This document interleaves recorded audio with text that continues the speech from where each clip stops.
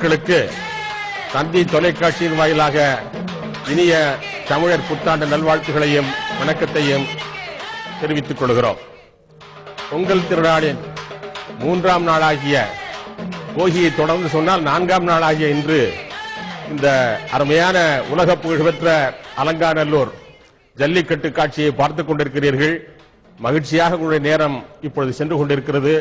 வீர விளையாட்டு தொடர்ந்து நடைபெற்றுக் கொண்டிருக்கிறது. அது பற்றிய செய்திகள் எல்லாம் நாம் இங்கே நிறைய தெரிந்து கொள்ள இருக்கிறோம். அன்பர்களே, இந்த விளையாட்டு தமிழ் மக்களுடைய வீர விளையாட்டு, பாரம்பரியமிக்க ஒரு விளையாட்டு. இதை இந்த காலத்தில் 2 வகையாக பேசுபவர்கள் இருக்கிறார்கள். இது தேவையா என்று கேட்பவர்கள் இருக்கிறார்கள், தடை செய்ய வேண்டும் என்று சொல்கிறவர்கள் இருக்கிறார்கள். ஆனால் பல பாரம்பரியங்களை, நம்முடைய பழக்க வழக்கங்களை, பண்பாட்டு சிறப்புகளை தமிழர்கள் இழந்து கொண்டே இருக்கிறோம். அந்த இழப்பு இல்லாமல் தொடர வேண்டுமானால் சில வரைமுறைகளை செய்தாவது நாம் இந்த பண்புகளை, பழக்கங்களை, பழக்க வழக்கம் தொடர்ந்து கொண்டே இருக்க வேண்டும். இது இன்றைக்கு நேற்றைக்கு தோன்றிய வழக்கம் அல்ல.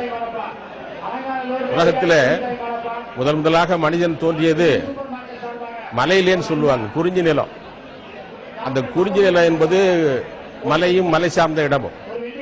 அந்த குறிஞ்சியை அடுத்து அவன் கொஞ்சம் கீழே இறங்கி வந்து காட்டிலே வாழ்க்கையை தொடங்கினார்கள். அந்த காட்டு நிலம் தான் முல்லை நிலம்னு பேர். அந்த முல்லை நிலத்திலே தொடங்கிய பழக்கம் தான் ஏறு தழுவுதல். பழைய பெயர் தமிழில் இருக்கு ஏறு தழுவுதல்.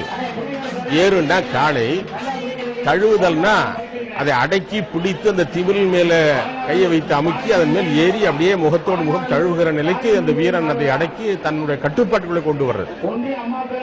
அப்படி ஏறு தழுவுதல் என்ற போட்டி, அதிலே வெற்றி பெறுகிற ஆண்மகனைத்தான் பெண்மகள் மனம் செய்து கொள்வாள் என்கிற ஒரு பழைய நிலையும் இருந்தது. அப்படி ஒருவன் அதற்கு அஞ்சுவானால் அவனை கனவிலே கூட அவள் நினைக்க மாட்டாள். கொல்லேற்று கோடு அஞ்சுவானை ஆய்மகள் புல்லாளே ஆயமகள் என்று சொல்லுவார் கலித்தொகையில் ஒரு வரி. அதாவது இந்த கொல்லுகின்ற தன்மையுடைய ஏறு, அதற்கு வலிமையோடு போராடுகிற பொழுது மாடு நம்மை கொல்லலாம். ஆனால் அந்த ஏற்றை பயமில்லாத யாரு அடக்கி தழுவுகிறானோ அவனைத்தான் ஒரு பெண் தழுவுவாள். அந்த மானை காளையை அடக்க தழுவ அவனுக்கு வீரம் இல்லை என்றால் பெண்ணும் இவனை தழுவ மாட்டாள், உயங்க மாட்டாள் என்றெல்லாம் சொல்லுகின்ற ஒரு பழக்கம் இருந்தது. முல்லை நிலத்து மக்கள் வாழ்க்கையிலே தொடங்கிய இந்த வீர விளையாட்டு தொடர்ந்து எல்லா நிலங்களுக்கும், குறிஞ்சிலிருந்து முல்லைக்கு அப்புறம் மக்கள் வாழ்க்கை இன்னும் கொஞ்சம் கீழே சமவெளி பகுதிக்கு வந்து அங்கிருந்து நிலங்களை எல்லாம் உழுது பயிரிட்டு அது மருத நெல் என்று சொல்கிறோம், வயல் சார்ந்த இடம். அதற்கு பிறகு அதையும் கடந்தவர்கள் மக்களுடைய பயணம் தொடர்ந்தது. அப்படி வந்த பொழுதுதான் கடற்கரை ஓரம் சென்றார்கள். அது நெய்தல் நிலம் ஆயிற்று. இப்படி குறிஞ்சி, முல்லை, மருதம், நெய்தல் என்று சொல்லக்கூடிய 4 நிலங்களில் சேர்ந்ததுதான் இந்த உலகம் என்பதனால உலகத்துக்கு நானிலம் என்றே ஒரு பெயர் உண்டு. நானிலம். பாலைன்னு சொல்றவன் கேட்டா அது 5வது. தமிழ்நாட்டை பொறுத்தவரை பாலை என்று தனியாக ஒரு நிலம் இல்லை. இங்கே சகாரா பாலைவனமோ தார் பாலைவனமோ போன்ற பெரிய பாலைவனங்கள் எல்லாம் இல்லை.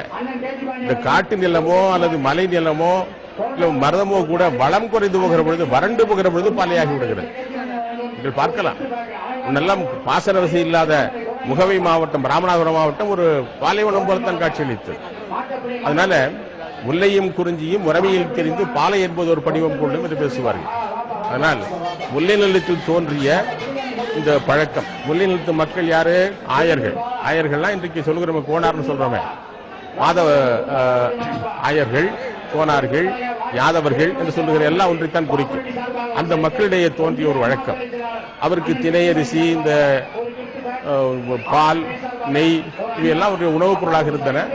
இந்த ஆடுகள் மாடுகளை மேய்ப்பது, அவற்றை வைத்து வாழ்க்கை நடத்துவது ஒரு தொழில் முறையாக இருந்தது. இந்த வீர விளையாட்டு தொடர்ந்து பல்லாண்டுகளாக தமிழகத்திலே வளர்ந்து வந்து இன்றைக்கு சில ஊர்களிலே மட்டும், அதுவும் குறிப்பாக தமிழர் திருநாளாகிய இந்த நாளில் கொண்டாடி கொண்டிருக்கிறோம். ஏன் இப்போ இதை கொண்டாடுகிறோம்? இன்றைக்கு முறைப்படி பார்த்தால் 14ஆம் தை 1ஆம் நாள் தை பொங்கல்.